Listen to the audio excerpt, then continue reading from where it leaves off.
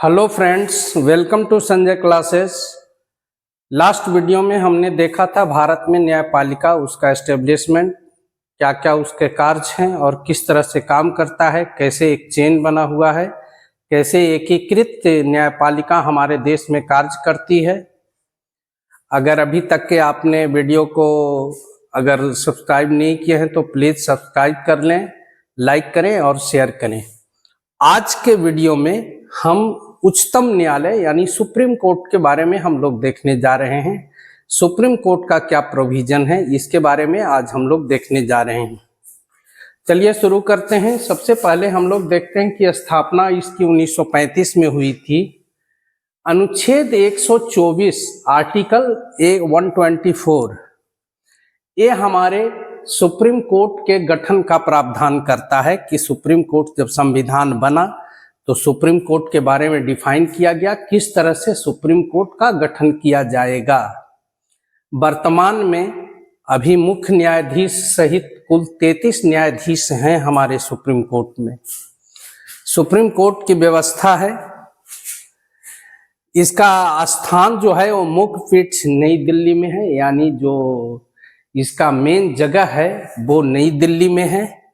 लेकिन इसको अधिकार है कि भारत के किसी भी क्षेत्र में किसी भी स्थान पर जाकर के सुनवाई कर सकती है, यानी सुनवाई किसी स्थान पर की जा सकती है। विधि आयोग के 32वीं रिपोर्ट में पश्चिम, दक्षिण और पूर्वोत्तर में पीठ स्थापित करने की सिफारिश की गई। अभी तक इम्प्लीमेंटेशन नहीं हुआ है। भारत जैसे विशाल देश में दूरी के कारण और भी डिमांड होते रहते हैं बराबर। ये है डिमांड कि अगर उत्तर में दिल्ली में है तो दक्षिण में, पश्चिम में और पूर्वोत्तर में इसकी पीठ की स्थापना होनी चाहिए। सुप्रीम कोर्ट के न्यायाधीश की नियुक्ति जैसा कि मालूम है कि राष्ट्रपति द्वारा की जाती है, या उच्च न्यायालय के न्यायाधीश की भी नियुक्ति राष्ट्रपति द्वारा की जाती है। तो न्यायाधीशों की योग्यता क्या होनी चाहिए, यहाँ पर ये डिफाइन किया हुआ है कि न्यायाधीशों की योग्यता सबसे पहले वो भारत का नागरिक होना चाहिए।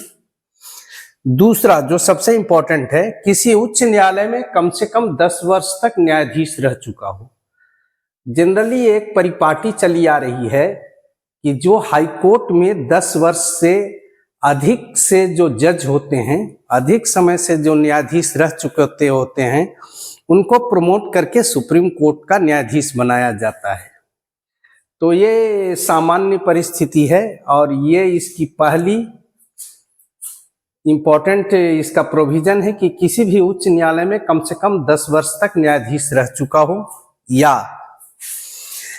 उच्च न्यायालय या किसी न्यायालय में कम से कम 10 वर्ष से विधि व्यवसाय कर रहा हो। जरूरी नहीं है कि वो जज ही हैं, अगर वकील भी हैं और 10 साल से ऊपर से अगर वो वकालत कर रहे हैं, विधि व्यवसाय से जुड़े हुए हैं, तो उनको भी अगर राष्ट्रपति समझते हैं तो सुप्रीम कोर्ट में न्यायाधीश के रूप में उनकी नियुक्ति की जा सकती है। तीसरा इसमें प्रोविजन ये सब या है, या राष्ट्रपति की राय से लब्ध प्रतिष्ठ विधिवेत्ता हो, यानी एक स्किल्ड, पूरी तरह से प्रोफेशनल और जानकार हो। ऐसा अगर राष्ट्रपति को लगता है कि ये विधिवेत्ता है और इसे न्यायाधीश के रूप में नियुक्ति की जा सकती है तो किया जा सकता है, इसमें किसी तरह की रोक नहीं है। इतिहास गवाह है, एक आध बार ऐसा हुआ है कि किसी भी व्यक्ति को उठा करके सुप्रीम कोर्ट का न्यायाधीश बना दिया गया है। जो सामान्य रूप से जज नहीं रहे हैं उन्हें भी बनाया जा सकता है, ये कोई बड़ी बात नहीं है। मुख्य न्यायाधीश की नियुक्ति के संबंध में अलग से कोई प्रावधान नहीं है, यानी न्यायाधीश के बारे में ही सारा प्रोविजन दिए गए हैं, उसी में से मुख्य न्यायाधीश की नियुक्ति हो जाती है। मुख्य न्यायाधीश का अलग से कोई प्रोविजन नहीं है।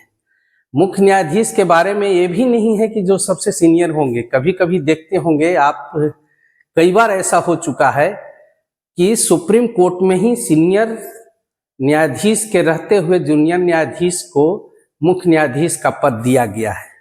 इसके प्रोविजन के बारे में संविधान हमारा गौण है। संविधान इसमें कुछ नहीं कहता है कि मुख्य न्यायाधीश की नियुक्ति किस तरह से की जा सकती है, कौन व्यक्ति मुख्य न्यायाधीश बनेंगे, इसका फैसला राष्ट्रपति के ऊपर में होता है और राष्ट्रपति जिसे चाहे उसे मुख्य न्यायाधीश के रूप में नियुक्त कर सकते हैं। हो सकता है कि वो सीनियर भी हो।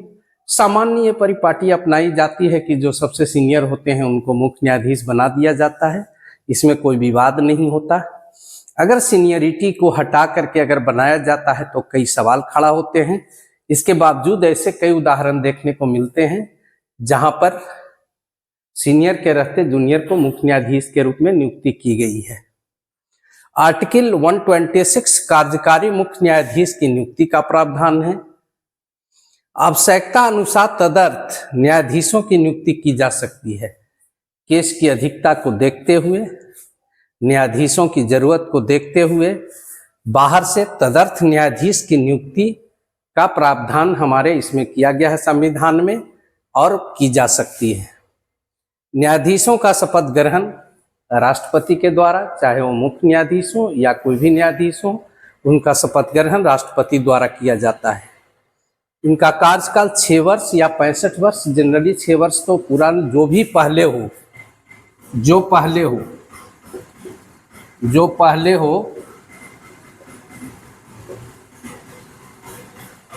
65 वर्ष की आयु अगर पूरा हो जाता है तो वो हट जाते हैं। उनका कार्यकाल 65 वर्ष की आयु तक ही निश्चित होता है। वेतन मुख्य न्यायाधीश का 2,80,000 रुपया, वर्तमान में 2,80,000 रुपया प्रति माह है। अन्य न्यायाधीश का 2.5 लाख रुपया यानी 2.5 लाख प्रति माह है।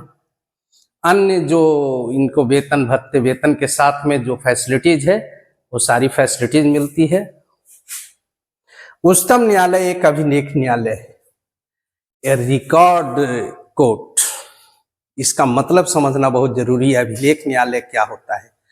अभिलेख न्यायालय उच्चतम न्यायालय है और उसका कारण क्या है कि अभिलेख न्यायालय वो न्यायालय होता है जिसके जजमेंट को सुरक्षित रखा जाता है और फर्दर आगे किसी भी उच्चतम न्यायालय में, उच्च न्यायालय में या अधीनस्थ न्यायालय में उसे एज एविडेंस के रूप में उसे प्रस्तुत किया जा सके और उसको एक जजमेंट को एक देखा जाता है कि जजमेंट है, उसे रिकॉर्ड रखा जाता है और इस रिकॉर्ड का प्रयोग जो है वो आगे के जजमेंट के लिए किया जा सके। इसी को हम लोग अभिलेख न्यायालय कहते हैं। यानी इसका हर एक जजमेंट सुरक्षित होता है और वो जजमेंट आगे के जजमेंट में बतौर एविडेंस के रूप में रखा जा सकता है कि ये ऐसा जजमेंट है सुप्रीम कोर्ट का, इसलिए ऐसा होना चाहिए। इसी को हम लोग अभिलेख न्यायालय कहते हैं। उच्चतम न्यायालय एक अभिलेख न्यायालय है। इसका हर एक जजमेंट का रिकॉर्ड रखा जाता है। प्रथम मुख्य न्यायाधीश न्यायमूर्ति एच.जे. कानिया, हीरालाल जे. कानिया थे और अभी में वर्तमान मुख्य न्यायाधीश हैं न्यायमूर्ति संजीव खन्ना है। तो हम समझते हैं इसका जो मेन अभी इसका जो प्रोविजन है वो इस वीडियो में संभव नहीं हो पा रहा है। इसके क्षेत्राधिकार, चाहे वो प्राथमिक हो, अपीलीय क्षेत्राधिकार हो या फिर न्यायिक पुनराविलोकन का अधिकार या जितने भी इनके क्षेत्राधिकार और कार्य हैं, इसके बारे में नेक्स्ट वीडियो में आप लोग को बताया जाएगा। आज केवल इसका एक बेसिक चीजें जो था वो बता दिया गया है। इससे भी अक्सर सवाल होते हैं कंपटीशन में। आप लोग ध्यान से इसे देखेंगे और नेक्स्ट वीडियो में आपको सारे क्षेत्राधिकार और इसके कार्यों के बारे में, एक कमेंट्स में मिला था कि न्यायिक पुनराविलोकन के बारे में, तो अगले वीडियो में न्यायिक पुनराविलोकन वगैरह या प्रारंभिक क्षेत्राधिकार से लेकर अपीलीय या अन्य जो भी अधिकार हैं उसके बारे में हम लोग चर्चा करेंगे। चलिए, अगर अभी तक के आपने वीडियो को सब्सक्राइब नहीं किया है तो प्लीज सब्सक्राइब कर लें, लाइक करें और शेयर करें। Thank you.